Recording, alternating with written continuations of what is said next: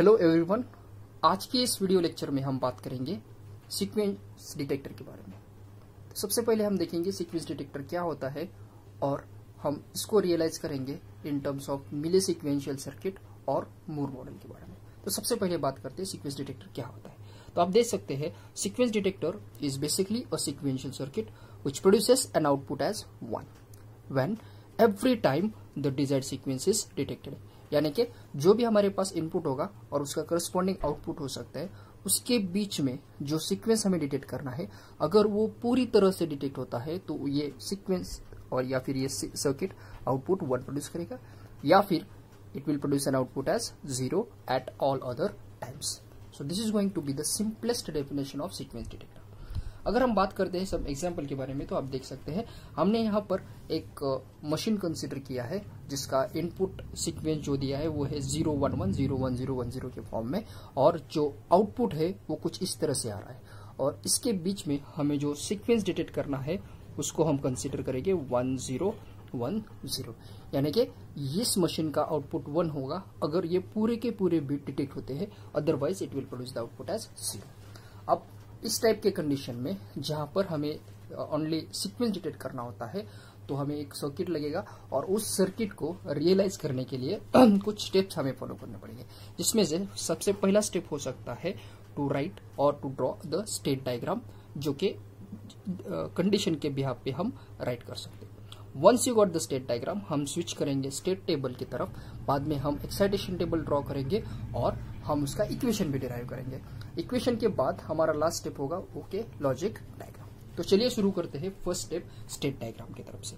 अब ये 1010 यानी 4 बीट का कुछ सीक्वेंस है, तो हमें 4 फ्लिप फ्लॉप्स लग सकते हैं, यानी कि 4 स्टेट्स हम एज्यूम कर सकते हैं। उसमें से सबसे पहला जो सीक्वेंस है, या फिर हम उसको स्टेट बोल सकते हैं, मैं एज्यूम करता हूं वो है A. So we are just considering the first node as A. अब ए नोड का 2 पॉसिबिलिटीज हो सकता है, एक तो इसका इनपुट 0 हो सकता है या फिर इसके अक्रॉस का इनपुट हो सकता है 1। अगर इनपुट 0 है और इनपुट 1 है तो स्टेट किस तरह से ऑकर हो सकता है हम देखेंगे। तो उसके लिए हमें कॉन्सेंट्रेट करना पड़ेगा इस सीक्वेंस के ऊपर। आप देख सकते हैं इस सीक्वेंस में जो फर्स्ट बीट है वो है 1, यानी कि first input bit is going to be 1। यहां पर अगर हम बात करेंगे फर्स्ट इनपुट के बारे में, वो यानी कि जो हमने कंसिडर किया 0, तो अगर ए का इनपुट 0 है तो वो रिसेट मोड में ही रहेगा, will get the output as 0 and input as 0, क्योंकि कुछ भी बिट अभी डिटेक्ट नहीं हुआ है, तो हम उसको लिखेंगे 0/0। अगर सेकंड इनपुट कंडीशन की बात करेंगे 1, तो ये ए से स्विच हो सकता है नेक्स्ट स्टेट की तरफ, उसका हम नाम कंसिडर करेंगे बी, और उसका हम कंडीशन कंसिडर करेंगे एज इनपुट 1 और उसका आउटपुट हो जाएगा 0। अब देखो बोथ कंडीशंस में हमने आउटपुट 0 कंसिडर किया है, क्योंकि पूरा सीक्वेंस जो है वो है 1010 और हमें ओनली 1 इनपुट मिल रहा है जो कि है 1। अब एवरी नोड के लिए हम 2 कंडीशन कंसिडर करेंगे, एक तो इनपुट 0 का या फिर इनपुट 1 का। अब इनपुट 1 है तो ए से स्विच होके वो गया है बी की तरफ। अब बी का भी 2 पॉसिबिलिटीज हो सकता है, एक तो उसका इनपुट 0 हो सकता है या फिर इनपुट 1 हो सकता है। अगर मान लो इसका इनपुट 0 है, तो आप देख सकते हैं हमारा पिछला जो सीक्वेंस बीट था वो था 1, यानी कि अब हमारे पास जो 2 बीट का कॉम्बिनेशन है वो आ गया है 1 0, और यहां पर जो सीक्वेंस हमें डिटेक्ट करना था उसमें भी जो फर्स्ट 2 बीट्स थे वो थे 1 और 0। यानी कि अगर इनपुट 0 आता है तो ये कंडीशन सेटिस्फाई हो रहा है और वो स्विच करेगा नेक्स्ट बीट की तरफ। तो इस कंडीशन को हम रियलाइज करेंगे, बी से लेके वो स्विच करेगा नेक्स्ट नोड सी की तरफ, provided that the input should be 0। तो हमने इनपुट को 0 रखा है और उसका करस्पॉन्डिंग आउटपुट भी हो सकता है 0, क्योंकि अभी तक पूरा सीक्वेंस डिटेक्ट नहीं हुआ है। अब हम बात करते हैं सेकंड इनपुट के बारे में, जो कि है 1। अगर इनपुट का कॉम्बिनेशन 1 आता है तो आप देख सकते हैं पहले हमारा इनपुट जो था 1 था, और 1 1 यानी कि जो सीक्वेंस है वो डिटेक्ट नहीं हो रहा है, it is not possible to detect it. तो इस केस में वो वहीं पर रहेगा, यानी कि बी का नेक्स्ट स्टेट हो सकता है बी, प्रोवाइडेड दैट इनपुट 1 है और उसका करस्पॉन्डिंग आउटपुट है 0। तो इस तरह से हमें वो मिलेगा 1 0 और ये 0/0। अब बात करते हैं नेक्स्ट स्टेट के बारे में, जो कि हमारे पास है सी। अब सी का भी 2 कॉम्बिनेशन हम ले सकते हैं, एक तो सी को 0 से ट्रीट करेंगे या फिर इसको ट्रीट करेंगे 1 से। अगर हम बात करते हैं सी का जो फर्स्ट इनपुट हम कंसिडर करेंगे 0 या फिर कंसिडर करेंगे 1। अब देखो 0 अगर हम कंसिडर करते हैं तो क्या हो सकता है, अगर ये 0 है तो हमारा जो स्टेट था वो हो जाएगा 1 1 0, या फिर वो हो सकता है 1 0 0। अब देखो ये दोनों भी कंडीशंस में हमारा इनिशियल कंडीशन जो है वो मिल नहीं रहा है, क्योंकि सीक्वेंस जो आने वाला था वो था 1 0 और बाद में क्या आने वाला था 1 1 0 1 एक्सपेक्टेड था और हमें मिल रहा है आइदर 1 0 0 या फिर 1 1 0। तो इस केस में ये स्विच करेगा इनिशियल कंडीशन के ऊपर, यानी कि it will switch from C, I am drawing it here, to A. Initial condition को स्विच करेगा प्रोवाइडेड दैट इसका इनपुट कॉम्बिनेशन 0 है और आउटपुट भी है 0। यानी कि अगर इनपुट 0 है तो आप देख सकते हैं 1 0 0 सेटिस्फाई नहीं हो रहा है तो हो जाएगा ए की तरफ। अब हम बात करते हैं सेकंड इनपुट के बारे में, जो कि है हमारे पास 1। अगर हम 1 के बारे में बात करेंगे तो कुछ इस तरह से हमें सीक्वेंस मिल सकता है। ऑलरेडी हमारे पास जो था वो था 1 0, अब हमें मिल रहा है 1। आप देख सकते हैं पहला जो 2 बिट्स था वो था 1 0, अब इनपुट 1 है तो वो सीक्वेंस हो जाएगा 1 0 1, यानी कि ये कंडीशन सेटिस्फाई हो रहा है 1 0 1 का। तो ये स्विच करेगा नेक्स्ट स्टेट, जो कि हम एज्यूम कर सकते हैं डी। अब इसको भी मैं लिखूंगा, इनपुट अगर 1 है तो इसका करस्पॉन्डिंग आउटपुट भी हो जाएगा 0। तो हमें ये स्टेट मिल गया है ए से लेके बी, सी और डी की तरफ। अब डी का भी 2 कॉम्बिनेशन हम लिखेंगे, एक तो इनपुट 0 के लिए या फिर इनपुट 1 के लिए। अगर हम बात करते हैं इनपुट 0 के बारे में, अब देखिए डी का अगर इनपुट हमने 0 लिया तो ये सीक्वेंस कुछ इस तरह से हो जाएगा 1 0 1 0, जो कि सीक्वेंस हमें डिटेक्ट करना था, यानी कि वो कंडीशन सेटिस्फाई हो गया।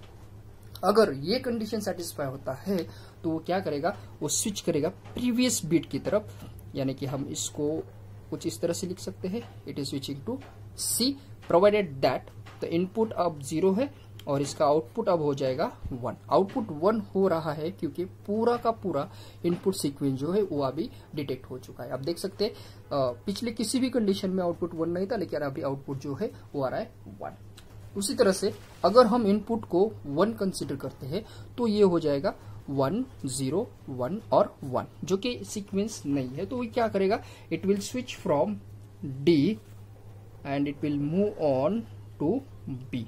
अब ये बी की तरफ जा रहा है क्योंकि बी का जो कंडीशन था वो था हमारे पास 1 0 का, तो ये स्विच कर रहा है बी की तरफ। तो हम इसको लिखेंगे 1 0।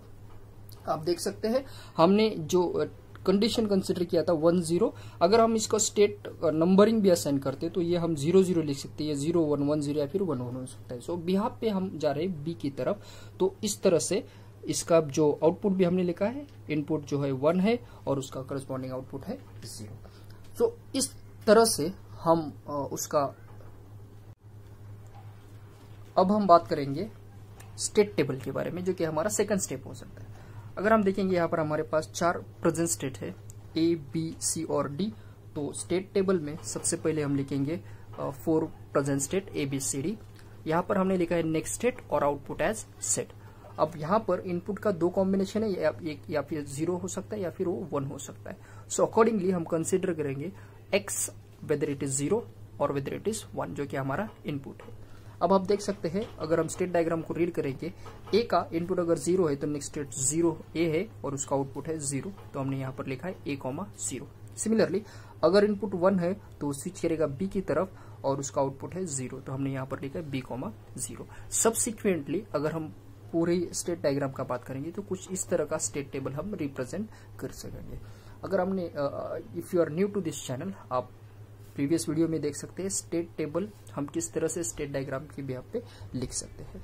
अब स्टेट टेबल के बाद हम जाएंगे नेक्स्ट स्टेट की तरफ, जो कि हमारा थर्ड स्टेप है, वो हमने लिखा है transition and output table.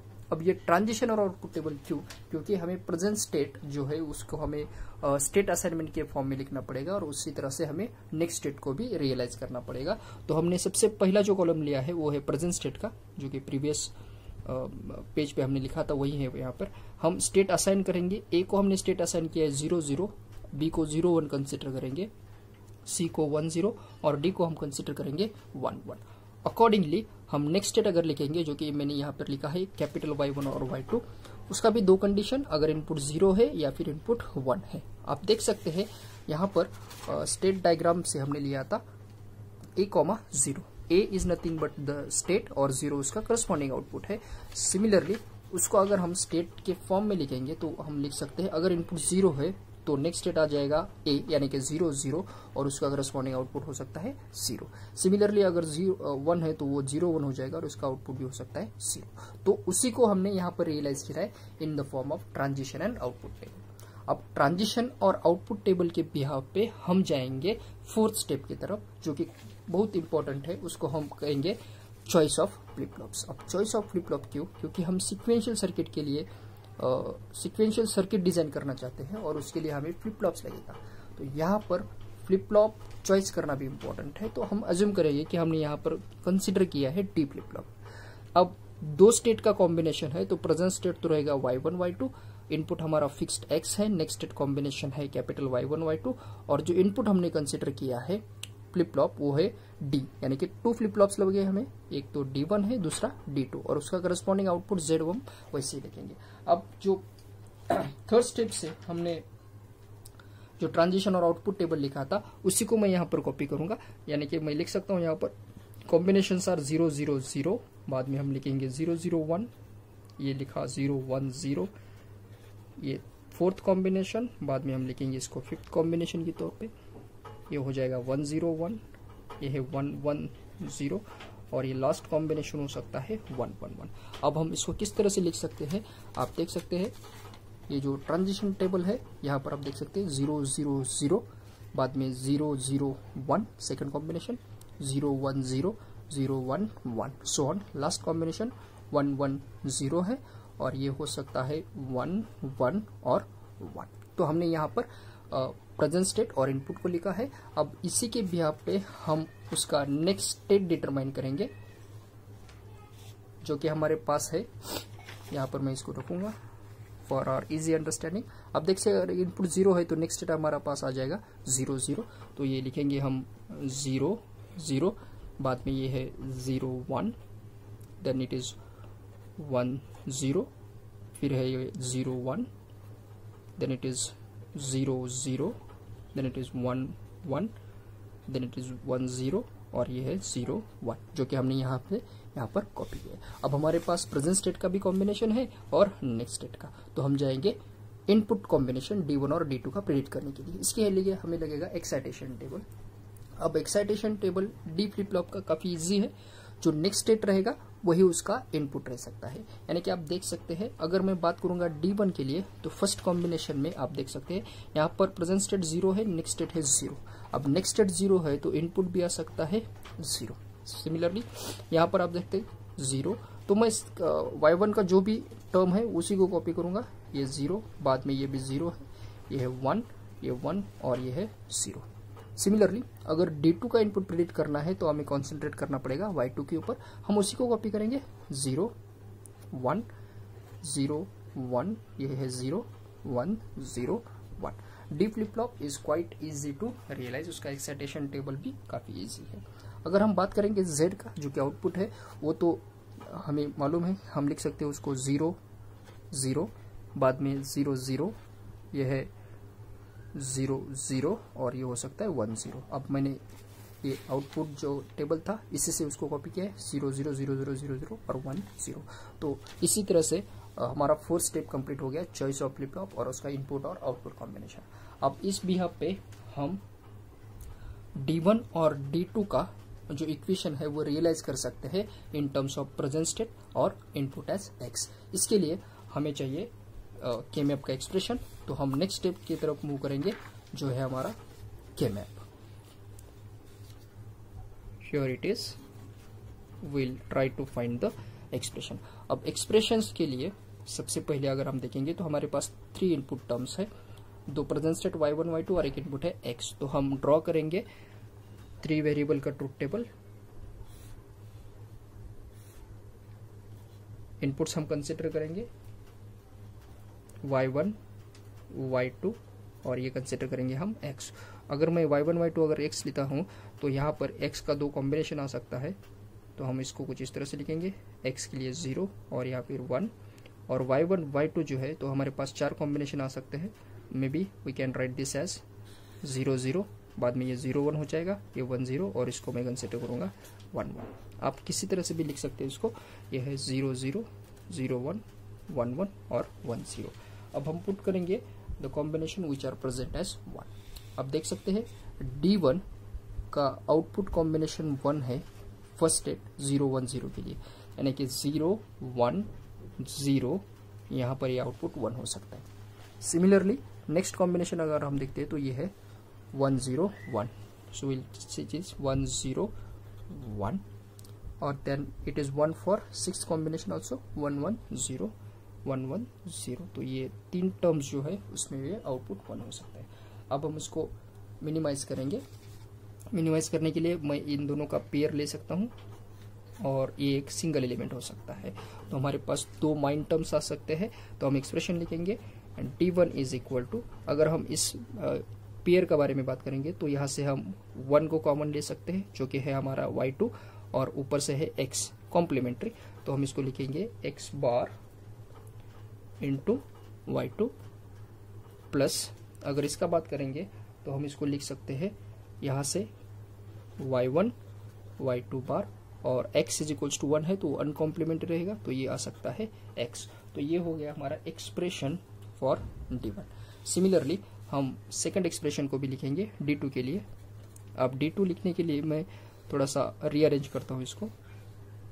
Will consider this term as y1, एक ही इनपुट कंसिडर करेंगे, यहाँ पर कंसिडर करेंगे y2 और x, तो ये हो जाएगा 0 0 0 1 1 1 और 1 0। के मैप हम किस तरह से भी राउट आउट कर सकते हैं, provided that the combination should remain same. अब हम ट्रुथ टेबल से D2 का प्रेजेंट स्टेट जो है उसको हम रियलाइज करेंगे। आप देख सकते हैं D2 जो है 1 है 0 0 1 के लिए, तो हम लिखेंगे 0 0 1 के लिए 1 है, बाद में ये 1 है 0 1 1 के लिए, यानी कि थर्ड कॉम्बिनेशन, बाद में फिफ्थ और सेवेंथ कॉम्बिनेशन के लिए। सो अल्टरनेटली ये 1 और 1 हो सकता है, तो यहाँ पर हम लिखेंगे ये हो जाएगा 5 और हो जाएगा 7। आप सकते हैं 0 3 5 और 7, यानी कि इसका एक क्वैड हम बना सकते हैं। क्वैड यानी कॉम्बिनेशन ऑफ 4 एलिमेंट, तो ये D2 हो जाएगा। यहाँ से तो पूरी तरह से वो नलीफाई हो जाएगा, it is remained as x। तो D2 का एक्सप्रेशन आ गया हमारे पास x। अब हमारे पास D1 का भी एक्सप्रेशन है और D2 का एक्सप्रेशन है। इसके बिहाफ पे हम लॉजिक डायग्राम भी ड्रॉ कर सकते हैं, और वो हो जाएगा हमारा sequence detector which can detect the sequence which is going to be 1 0 1 0। तो इस तरह से हम एक मिली सीक्वेंशियल सर्किट को रियलाइज कर सकते हैं as a sequence detector. I hope you understood this video. Thank you very much.